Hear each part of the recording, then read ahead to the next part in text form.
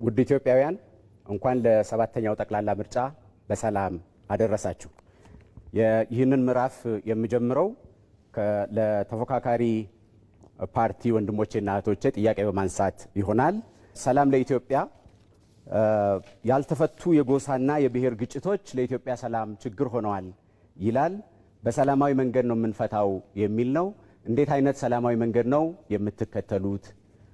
የሰላም ጥሪ አቅርባችሁ የሰላም ጥሪውን እንዴት ነው የምታስተናግዱት?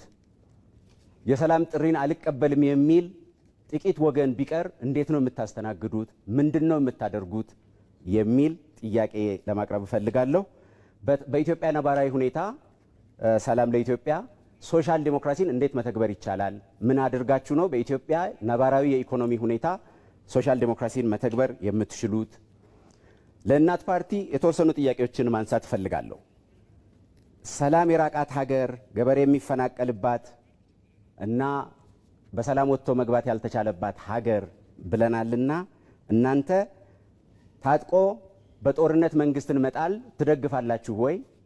በትጥቅ ትግል የሚቀየር ስርዓትን ትደግፋላችሁ ወይ? እዚህ ላይ ያላችሁ አቋም ምንድነው?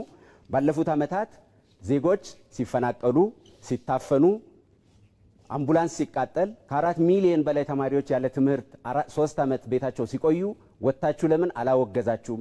የትጥቅ ትግል ትክክል አይደለም፣ ወደ ሰላም እንመለስ፣ እንመካከር ብላችሁ ለምን ጥሪ አላቀረባችሁም? ለአብን አንድ ሁለት ጥያቄ ብቻ ማንሳት ፈልጋለሁ። አብን ሁለት ትርክቶች ጫፍ የቆሙ ትርክቶች አሉ ይላል። ነገር ግን የብሔር ንቅናቄ ነው፣ የአማራ ብሔራዊ ንቅናቄ ነው። ስለዚህ ህብረ ብሔራዊ ኢትዮጵያዊ አንድነት በኢትዮጵያ ላይ እንዲነግስ ከፈለግን የብሔር ንቅናቄውን እንዴት ነው ትተን ወደ ኢትዮጵያዊ ንቅናቄ፣ ኢትዮጵያዊ አቀንቃኝነት እንዴት መምጣት እንችላለን? ምንድነው ሐሳባችሁ? ፖሊሲያችሁ ውስጥስ ምንድነው ያስቀመጣችሁት? የሚለውን ለማንሳት ፈልጋለሁ። ብሔርን እያቀነቀኑስ ሊበራል ዲሞክራሲ መሆን ይቻላል ወይ? የሊበራል ዲሞክራሲ አስተሳሰብና የብሔር አቀንቃኝነት አብሮ ይሄዳሉ ወይ የሚለውንም ብታነሱ በጣም ጥሩ ይመስለኛል።